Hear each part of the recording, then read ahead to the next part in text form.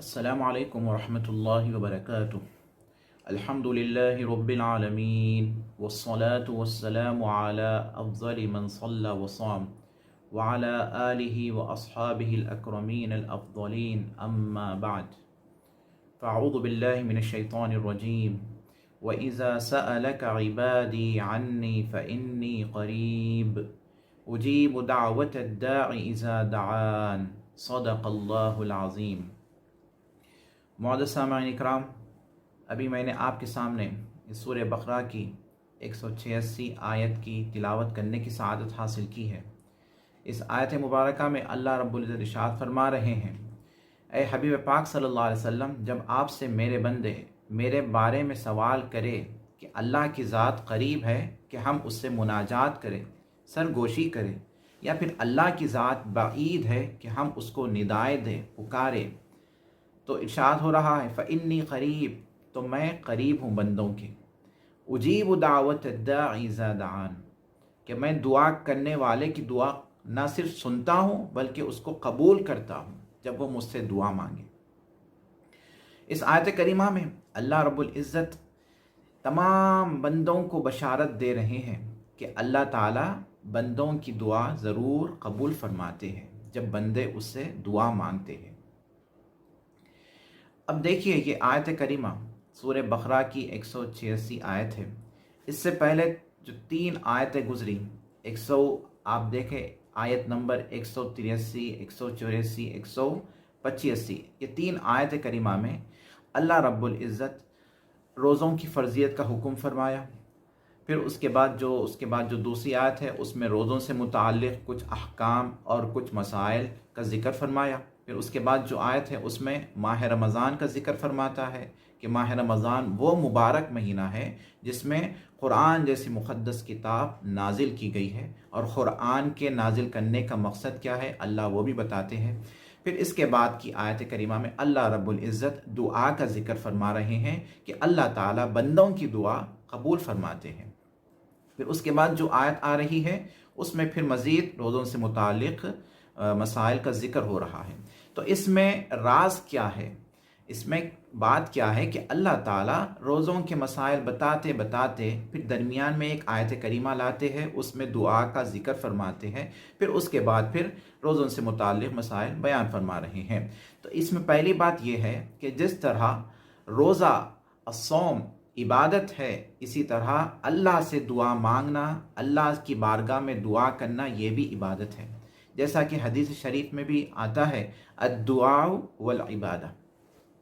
دوسرا راز اس میں یہ ہے کہ روزہ اور دعا، ماہ رمضان، یہ تینوں میں ایک گہرا تعلق ہے، ایک گہرا رابطہ ہے کہ اللہ تعالیٰ ماہ رمضان میں جو دعائیں مانگتے ہیں بندے، ان کی دعا کو ضرور قبول فرماتے ہیں۔ ویسے تو اللہ تعالیٰ ہر وقت بندوں کی دعا قبول فرماتے ہیں، پر ماہ رمضان میں ایک خصوصیت ہے کہ اس میں بندوں کی مانگی ہوئی دعا ضرور قبول کی جاتی ہے۔ امام ترمذی اپنی جامع میں حدیث شریف نقل فرماتے ہیں، حدیث کے راوی سیدنا ابو ہریرہ رضی اللہ تعالیٰ عنہ ہیں کہ وہ فرماتے ہیں کہ اللہ کے نبی کریم صلی اللہ علیہ وسلم ارشاد فرماتے ہیں ثلاثۃ لا ترد دعوتہم، 3 شخص ایسے ہیں کہ ان کی دعا رد نہیں کی جاتی، اللہ تعالیٰ ان کی دعا کو ضرور قبول فرماتے ہیں۔ پہلے کون ہے؟ الصائم حتی یفطر، روزے دار کی دعا یہاں تک کہ وہ افطار کر لے۔ الامام العادل، انصاف پسند امام، انصاف پسند بادشاہ کی دعا بھی ضرور قبول کی جاتی ہے۔ ودعوت المظلوم، اور مظلوم کی دعا بھی اللہ تعالیٰ ریجیکٹ نہیں کرتے، بلکہ مظلوم کی دعا کا معاملہ یہ ہے کہ اللہ تعالیٰ اس کو بادل کے اوپر سے اٹھا لیتے ہیں، اور اس دعا کے لیے آسمان کے تمام دروازے کھول دیے جاتے ہیں، اور اللہ رب العزت ارشاد فرماتے ہیں فوعزتی، میری عزت کی قسم کہ میں ضرور تیری مدد کروں گا، اگرچہ کچھ مدت کے بعد کیوں نہ ہو۔ تو اب یہ حدیث کے الفاظ پر غور کرے کہ بتایا جا رہا ہے الصائم حتی یفطر، روزے دار کی دعا یہاں تک کہ وہ افطار کر لے۔ اب دیکھیے روزے دار کب دعا مانگے، کس وقت دعا مانگے، اس وقت کی دعا اس کی رد نہیں کی جاتی، یہ نہیں کہا گیا، بلکہ کھلا بتا دیا گیا کہ روزے دار یہاں تک کہ افطار کر لے، تو پتہ چلتا ہے کہ حالت روزے میں صبح صادق سے لے کر غروب آفتاب تک جتنی مدت روزے دار روزہ رکھتا ہے، کھانے پینے سے، نفسانی خواہشات سے باز رہتا ہے، اتنے اوقات میں وہ جب اللہ سے دعا مانگے تو اللہ تعالیٰ اس کی دعا کو رد نہیں فرماتے۔ ہم کہتے ہیں کہ روزہ بہت طویل ہے، طویل ساعات ہے، 14 گھنٹے 15 گھنٹے، پر دیکھیے اللہ کا انعام بھی دیکھیے، اللہ تعالیٰ کس طرح انعام فرما رہا ہے کہ روزے دار کے لیے ایک بہترین اپارچونٹی ہے کہ روزے کی مدت میں جب بھی وہ اپنے پروردگار سے دعا مانگے، اللہ تعالیٰ اس کی دعا کو رد نہیں فرماتے ہیں۔ اور اسی طرح ایک حدیث شریف میں یہ بھی آتا ہے کہ للصائم عند فطرہ دعوت مستجابہ، روزے دار کے لیے افطار کے وقت اللہ تعالیٰ ایک مقبول دعا رکھے ہیں۔ تو ماہ رمضان کو غنیمت جانیں، اس میں روزے رکھے اور روزے کی حالت میں آپ جتنی چاہے اللہ سے دعائیں مانگے، اللہ تعالیٰ آپ کی دعاؤں کو ضرور قبول فرماتے ہیں۔ اور پھر ہم تیسرے عشرے میں داخل ہو رہے ہیں، آخری عشرہ ہے، اس میں حکم ہے کہ ہمیں شب قدر کو تلاش کریں۔ شب قدر ایسی بابرکت فضیلت والی رات ہے کہ اس میں دعائیں قبول کی جاتی ہے۔ اس میں معاملہ کیا ہوتا ہے؟ تنزل الملائکۃ والروح فیہا بإذن ربہم من کل امر سلام ہی حتی مطلع الفجر، کہ اللہ کے حکم سے جبرائیل امین اپنے تمام فرشتوں کے ساتھ زمین پر تشریف لاتے ہیں، اور زمین میں جو کوئی بندہ اللہ کے لیے عبادت کر رہا ہو، قیام کر رہا ہو، نماز پڑھ رہا ہو، رکوع کر رہا ہو، سجدہ کر رہا ہو، فرشتے اس کے حق میں دعا کرتے ہیں۔ اور جب بندے اللہ کی بارگاہ میں دعائیں مانگتے ہیں تو فرشتے ان کی دعا پر آمین کہتے ہیں۔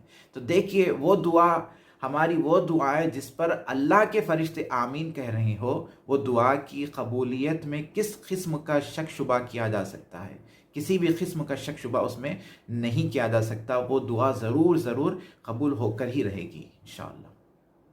اور پھر جب ماہ رمضان اختتام کو پہنچتا ہے، عید سے پہلے جو رات آتی ہے اس کو لیلۃ الجائزہ کہا جاتا ہے، انعام والی رات۔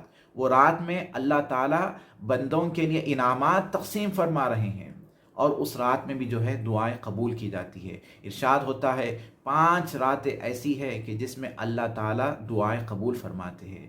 ایک تو جمعہ کی رات، جمعہ سے پہلے جو رات ہوتی ہے اس رات میں جو دعائیں مانگتے ہیں اللہ تعالیٰ دعا قبول فرماتے ہیں۔